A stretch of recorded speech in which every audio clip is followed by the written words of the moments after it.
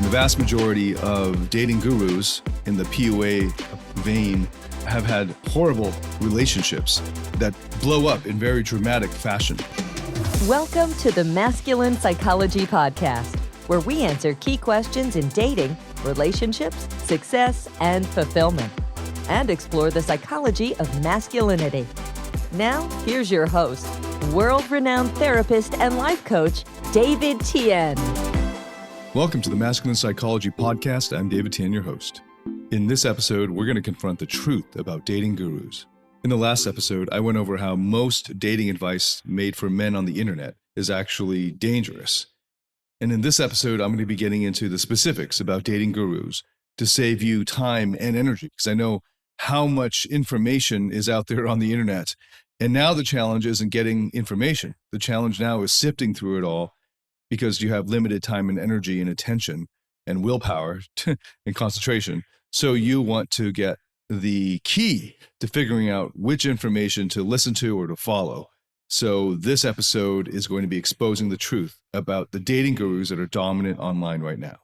If you follow most of the dating gurus that are dominant online right now, and I use the word guru as a kind of tongue-in-cheek term, if you follow the dominant dating gurus right now, you will be amplifying the fear and insecurity and anxiety in your life without realizing it.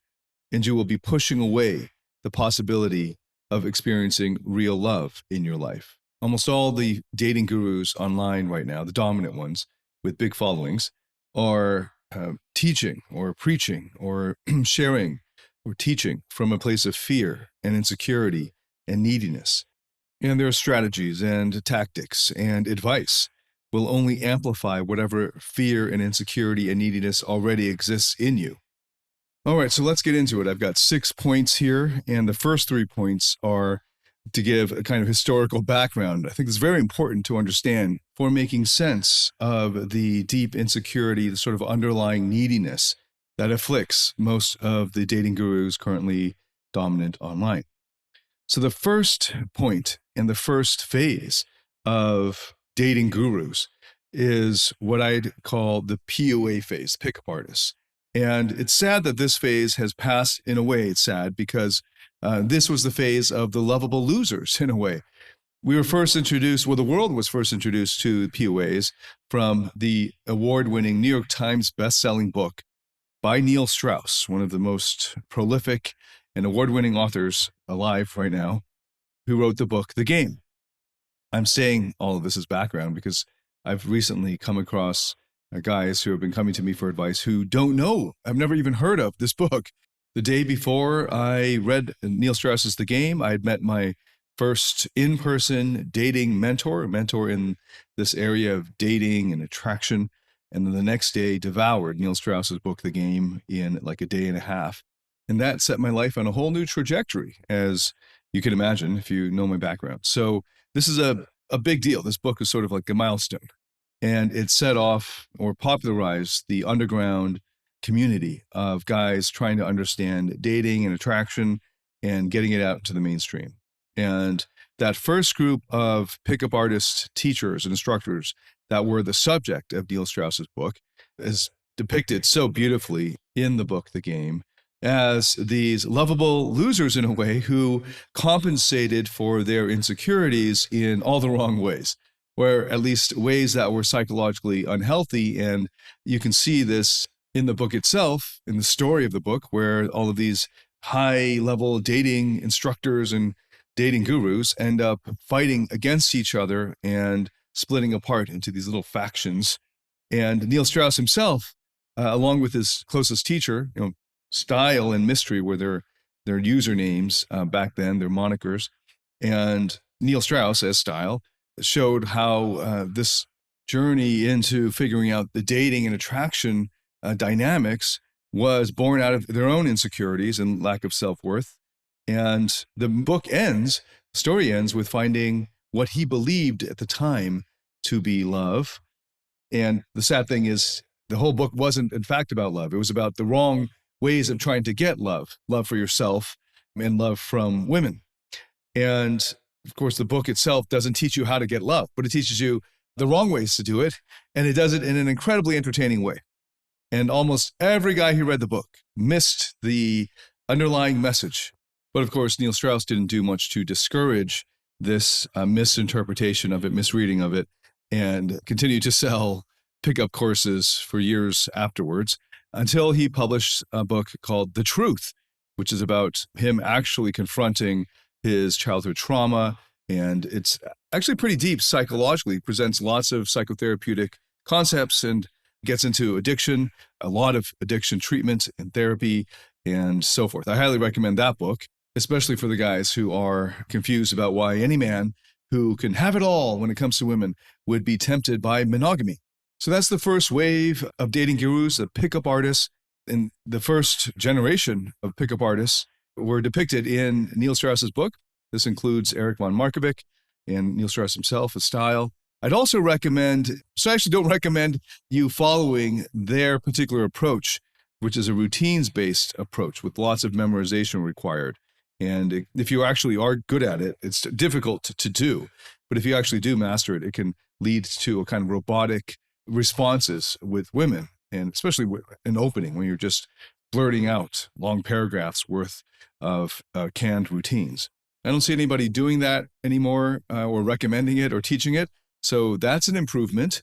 However, this period, and I said that first generation and the second and third generations, I would put myself in somewhere in the second and third generation of pickup artists, teachers, improving on what came before. That period from about 2004 or 5, I think it was 2005 when the book came out, until about 2012. I don't know of any, I've not seen any good dating advice or material that I've ever come across that has been any good that I would recommend to any guy that has been published after or put out after 2012. Besides my own material, of course, because I've synthesized hours and hours. I mean, my prime dating skills course, Invincible, is over 35 hours of material, partly because it weaves into it a lot of therapeutic processes. It was about half therapy, half more of a high-level methods and tactics and techniques for dating and best practices for body language and conversation and so on. So if what you're after is the highest quality, most effective dating advice, this is the period to go to, in my opinion. And I'd recommend not only reading The Game because it's just highly entertaining, but it also gives you a background for it and for what's going on in that period. But the old Swing Cat, Real World Seduction on Framing, Brad P. He's got some innovative openers and just fun ways to approach and see things. And maybe the most sophisticated was this guy named Mihao, who was a friend of Neil and Eric. Way too complex to be workable. But what was interesting to see is these guys are doing it and approaching it like R&D, like research and development. Like they have this theory, they're going to try it out, and they're going to try it out on 20 different, 30 different approaches, with basically 30 different groups of women that they try out this material on and see how it works. So there's this real life laboratory. That period has mostly gone now. And the dating advice that you find on YouTube and on the internet in general is incredibly dumbed down. It's like as if I'm looking back at the golden age of Brazilian Jiu-Jitsu, where you had black belts constantly grappling with each other, rolling with each other, and you get that footage.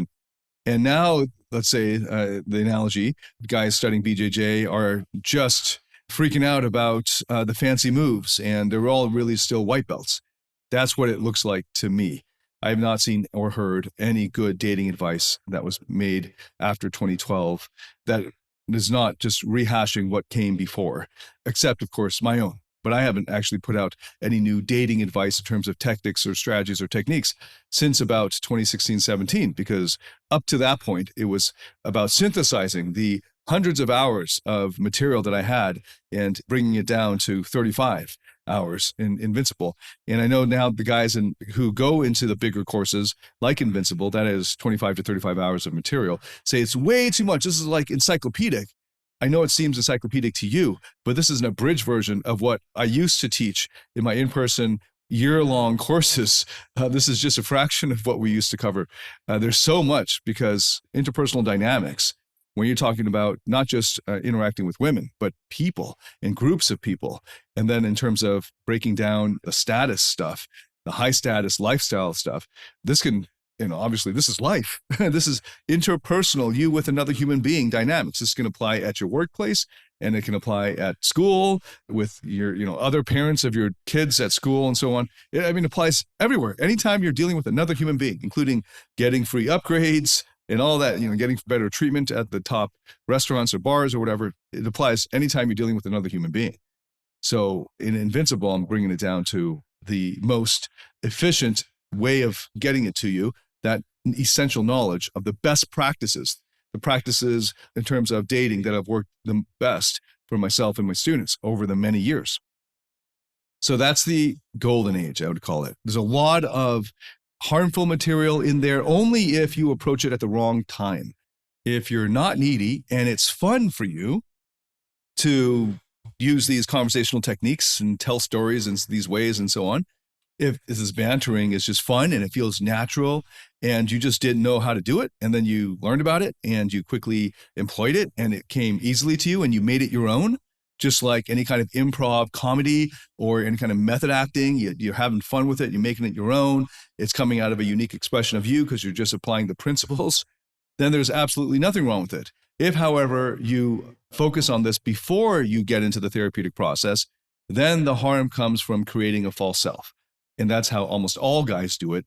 Most guys these days don't even bother with the therapeutic process. They don't even know what it is. And by the way, if you're wondering what it is, that is the subject of almost all the episodes in my podcast series. It's on the therapeutic process.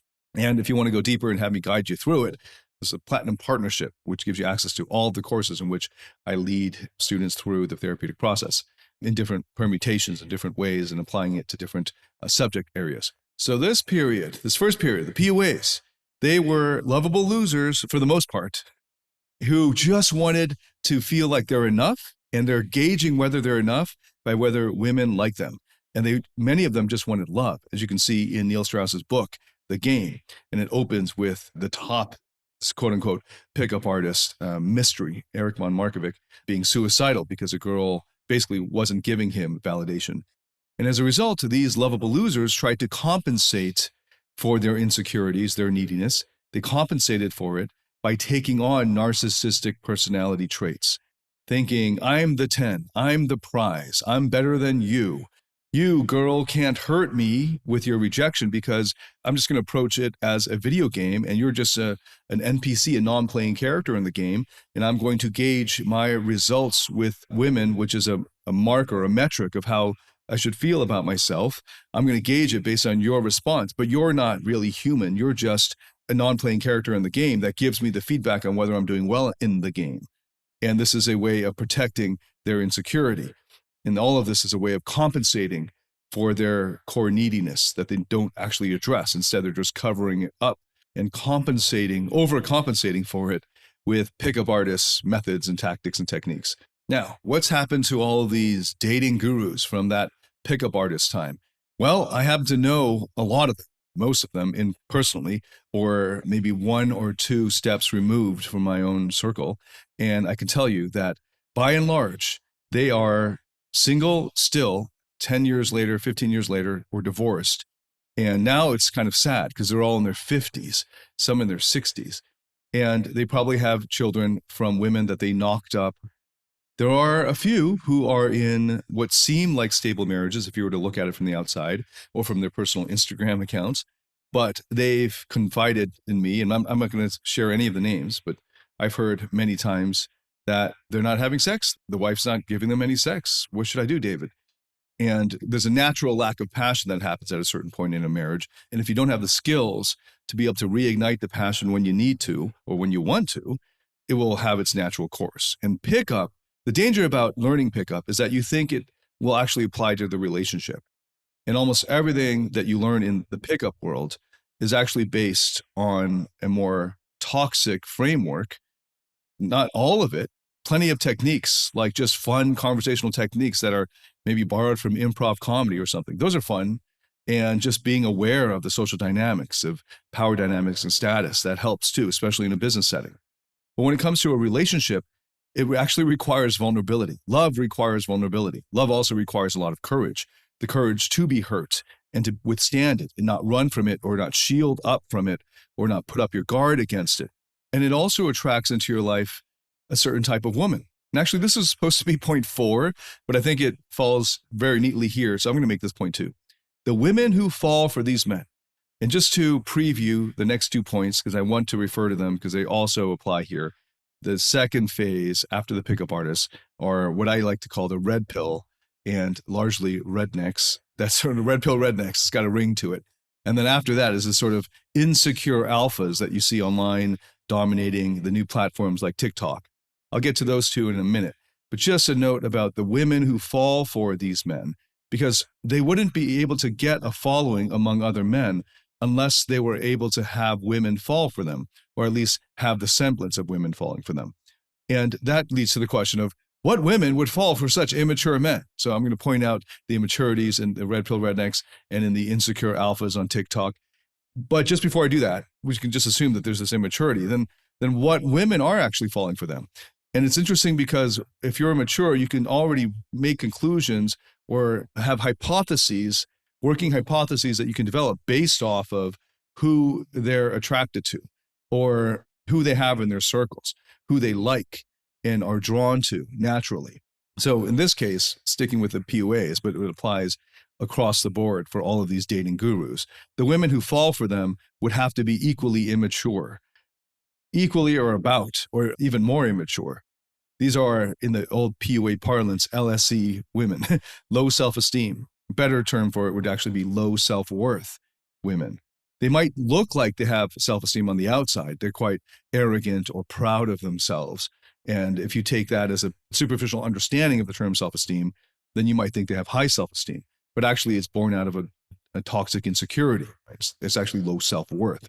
And they also would share similar values, narcissistic values, wherein they're judging or measuring themselves as toxic achievers would based on external markers like how hot or physically attractive they are, or how much money they have, or how high status they are.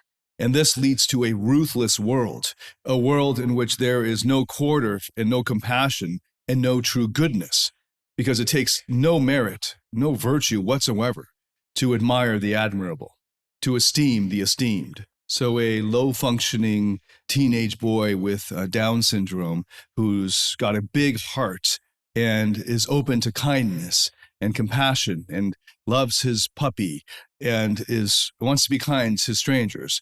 On this narcissistic value system, he would be a 0, he'd be a beta, he'd be a loser, and he would not be worthy of love. Hopefully you are as repulsed as I am by a worldview like that. But hopefully you can see that people who have a worldview like that would naturally attract into their lives other people who have similar worldviews, have similar values.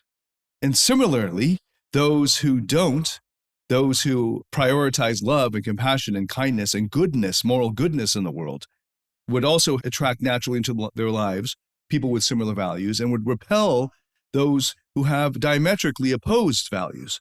So in a way, these two groups of people wouldn't really be aware of each other, especially the way the internet and social media silos us through their algorithm. So it becomes easy for those who are in their world of hate or their world of ultra competition and a world without love and without compassion and without moral merit, and it's just red in tooth and claw, that they start to see that everyone else also believes the same or they're only losers. So those are the women who fall for such men, and of course, their relationships fall apart. And the vast majority of dating gurus in the PUA vein have had horrible relationships that blow up in very dramatic fashion. And it's a kind of marriage where there is a kind of rapprochement of an agreement that will stick together for whatever reasons, maybe they're children, for practical reasons. The passion's gone, the kind of life of quiet desperation. But for the most part, because these guys have made a career out of saying, screw you, I'm going to do it my way, right? That's the PUA approach. Most of them have just divorced, and this is the result, right? So they've set up their lives with this compensating, compensatory narcissism, and they carry that into their relationship. And since compensatory narcissism is based out of a toxic shame and this fear and insecurity and neediness, it will necessarily sabotage a relationship that is supposed to be about love. because love requires vulnerability, and it is in fact based on that. It's required, and it requires the courage to be vulnerable.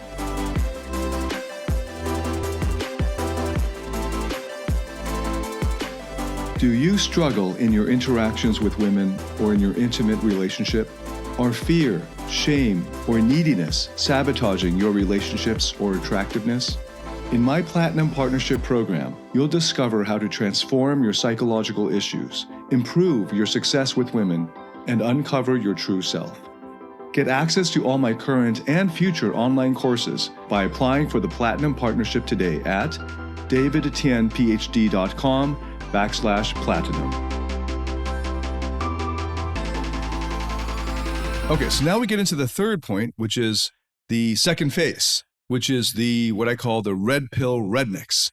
These are red pill guys who are largely coming from, more country folk, more of the gun-toting, the stereotypical gun-toting Republicans. And this is a very misogynistic approach to dating. There wasn't any innovation, as far as I could see, in terms of dating dynamics and just improving your results in dating. They were more concerned about getting revenge on women who cheat and lie. So they were hypersensitive to any kind of loyalty or disloyalty cues of her cheating or lying. And they almost all came from the pain of being cheated on or lied to.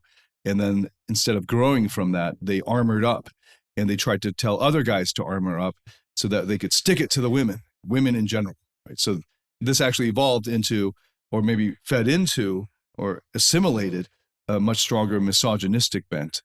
First time I encountered the red pill rednecks type of approach was at the 21 convention. The last time I was there in person, and I was shocked that like half the speakers at least were of this approach. And then it wasn't a surprise when a few months later, the entire channel and the entire company or whatever account went in that direction and tried to paint me in a bad light, but that's to be expected. I have made some content in the old Man Up Show series, and I might come back to the Man Up Show series if I do video podcasts again. Just saying, just look out for that. But I have done content on Red Pill with Steve Maeda, who has had even more experience with it, with grappling with these types of dating gurus than I have, and especially in person. So I recommend that you check out those videos on Red Pill from the Man Up Show. I haven't done much more on Red Pill rednecks because most of my audience are like me, a coastal liberal. In fact, I'm Taiwanese Canadian, so I'm like very international. And as a result, when I polled the audiences and new contacts coming into our list and so on, most of them had not heard about the red pill. So I wasn't going to tell them about it as I dismantle it. So I just sort of left that alone. But that's phase two. And I was getting a lot of comments on YouTube at the time, up until about last year, telling me PUA is dead. It's now replaced with red pill. And that was sad because of the misogyny in it. But I thought, culturally speaking, this wouldn't resonate as much with my audience because of the cultural gap or disconnect. And now this third phase is the one that I've been getting a lot of requests to do content on for the past year or so, especially in the last several months. And there are channels like Fit and Fresh and a guy named Andrew Tate that I've been getting requests over email and comments and through Messenger and all that to do content on. And I haven't been able to stomach watching a whole lot of it, though I do find some of it highly entertaining, which I'll get to in a bit. But what I have noticed is the way that especially guys like Andrew Tate sell it is it's now dovetailing with a lifestyle emphasis. And they're getting a lot of leads and getting attention from, it seems like, showing off the trappings of the young entrepreneur or basically the young businessman. So they're showing off fancy cars, watches, that sort of jet-setting lifestyle. And that was always there as an undercurrent in the PUA world, though it wasn't being exploited until several years into the PUA industry. For the most part, the PUA industry was selling how to improve your dating skills. And then towards the end, and like say the third generation or so, it sort of morphed into transitioning into teaching you how to become location independent and have your own sort of digital nomad lifestyle. And this is also dovetailing with another book that was published around the same time called The 4-Hour Workweek. It was published a few years after the game. And then that was one way that many PUAs, and power to them. Many of the PUAs in the first, second, and third generations, after they had a few years as PUA coaches, transitioned into entrepreneurs and digital nomads who are making millions of dollars a year. And some of them have actually created very successful and legitimate companies that have exited for some millions. And there were a lot of commonalities between the old PUA world and this type of entrepreneurism. So this whole way of showing off, not just that you can get women, but mostly that you're getting most of the attention through showing off your lifestyle. One well-known example is Dan Bilzerian, who has gone quiet, I think, on Instagram. I haven't seen much from him, though he's published a book. And Dan was doing it as opposed to what I'm seeing from Andrew Tate, doing it in a much more authentic way, in the sense of he wasn't trying to sell you a course on it. And he was just literally just showing his lifestyle. And he did mention, I think in some interview that I saw, that there are tons of guys there's a lot of guys doing this, but he's the only one who's showing it off on Instagram, because most of the guys who are doing it don't want the heat. And that's true, in your clubbing, dating world, especially at the high levels of a pickup artist where you're clubbing professionally 3 or 4 nights a week, you're going to meet the high rollers, and they absolutely do this. And there are plenty of women, like I was saying, the women who fall for them. There are plenty of immature women who just want to live it up and party it up. And they want the perks that come from partying with a rich guy who's going to take care of all the financial part of it. So this is actually nothing new. In fact, the godfather of all of this type of lifestyle is Hugh Hefner, who is far smarter, especially in his voluminous writings on his philosophy of it, especially as the kind of first, the forerunner of this sort of combination of lifestyle and dating success, or success with women, Hugh Hefner. And there's, of course, lots of toxicity in there. It's just, Dan Bilzerian, I don't think, made any bones about being a role model or having guys follow him. He thought it was mostly just doing it for kicks.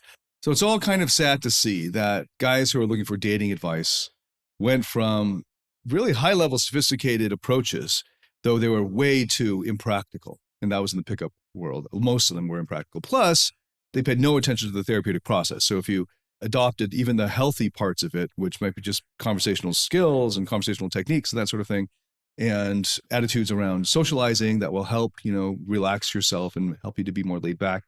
If you do all that before the therapeutic approach, then that can become toxic. But there's plenty of good advice there if you're coming from the right place.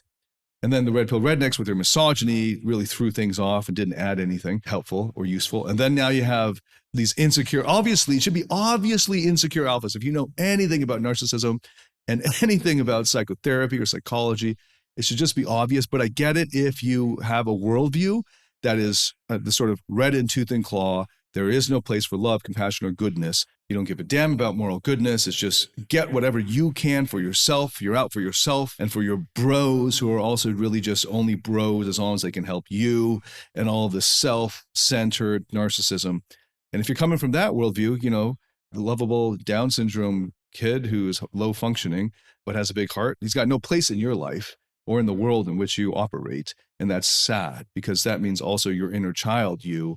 And now we're getting to hopefully if you've been following the podcast long enough, you can sense already that deep level of status anxiety among all of these insecure alphas who are trying to overcompensate for their toxic shame and neediness by showing off their cars and their watches and that lifestyle, and showing off about the women that they say that they get and all that. These are all ways of overcompensating for their insecurities. Right? There's nothing wrong, of course, with admiring the engineering of a well-made watch or of a well-made car, but showing it off this extra level is either they're just doing it purely for marketing, in which case that's sleazy in a different way, or they're actually overcompensating for their deep neediness, or both, which is what I think is the case for this new era of insecure alphas that are on TikTok and so forth.